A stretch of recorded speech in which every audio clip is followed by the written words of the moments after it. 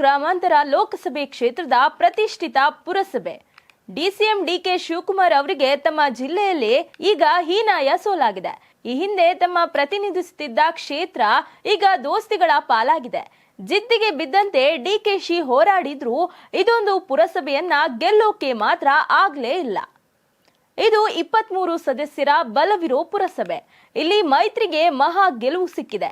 23 ಸದಸ್ಯರ ಪೈಕಿ 14 ಮಂದಿ ಜೆಡಿಎಸ್ ಸದಸ್ಯರಿದ್ರೆ 9 ಮಂದಿ ಕಾಂಗ್ರೆಸ್ ಸದಸ್ಯರಿದ್ರು. ಓರ್ವ ಸಂಸದ ಹಾಗೂ ಮಾಗಡಿ ಶಾಸಕರ ಬಲವೂ ಇತ್ತು. ನಿರೀಕ್ಷೆಯಂತೆಯೇ ಇಲ್ಲಿ ಜೆಡಿಎಸ್ ಅಧ್ಯಕ್ಷ ಹಾಗೂ ಉಪಾಧ್ಯಕ್ಷ ಸ್ಥಾನ ಸಿಕ್ಕಿದೆ. ಇದಿಷ್ಟು ಬಿಡದಿ ಪುರಸಭೆ ಚುನಾವಣೆಯ ಚಿತ್ರಣ.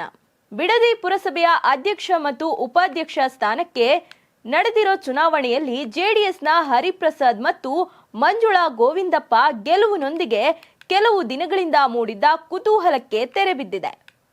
ನಿರೀಕ್ಷೆಯಂತೆ ಪುರಸಭೆ ಅಧ್ಯಕ್ಷರಾಗಿ ವಾರ್ಡ್ ನಂಬರ್ 11ರ ಅಭ್ಯರ್ಥಿ ಎಂಎನ್ ಹರಿಪ್ರಸಾದ್ ಆಯ್ಕೆಯಾದರು. ಉಪಾಧ್ಯಕ್ಷೆಯಾಗಿ ವಾರ್ಡ್ ನಂಬರ್ 3ರ ಸದಸ್ಯೆ ಮಂಜುಳಾ ತಲಾ 15 ಮತಗಳನ್ನ ಪಡೆದು ಸುಲಭ ಗೆಲುವು ಸಾಧಿಸಿದ್ರು.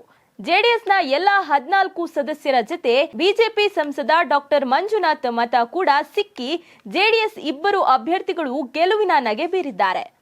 ಅಧ್ಯಕ್ಷ ಸ್ಥಾನಕ್ಕೆ ಸ್ಪರ್ಧಿಸಿದ್ದ ಕಾಂಗ್ರೆಸ್ ಅಭ್ಯರ್ಥಿ ರಾಮಚಂದ್ರಯ್ಯ ಮತ್ತು ಉಪಾಧ್ಯಕ್ಷ ಸ್ಥಾನಕ್ಕೆ ಸ್ಪರ್ಧಿಸಿದ್ದ ಬಿಂದಿಯಾ ಕೇವಲ ತಲಾ 9 ಮತಗಳನ್ನಷ್ಟೇ ಪಡೆದ್ರು. ಚುನಾವಣೆಗೆ ಮಾಗಡಿ ಶಾಸಕ ಎಚ್.ಸಿ. ಬಾಲಕೃಷ್ಣ ಗೈರು ಹಾಜರಾಗಿದ್ರು. ಹೇಗಿದ್ರು ಜೆಡಿಎಸ್ ಗೆಲ್ಲುತ್ತೆ ಎಂದು ಅರಿತುಕೊಂಡಿದ್ದ ಮಾಗಡಿ ಶಾಸಕರು ಮತದಾನಕ್ಕೆ ಬಂದಿರಲಿಲ್ಲ. ಈ ಹಿಂದೆ ಸ್ಪಷ್ಟ ಬಹುಮತ ಹೊಂದಿದ್ರೂ ಮಾಗಡಿ ಪುರಸಭೆಯನ್ನ ಜೆಡಿಎಸ್ ಕಳೆದುಕೊಂಡಿತು.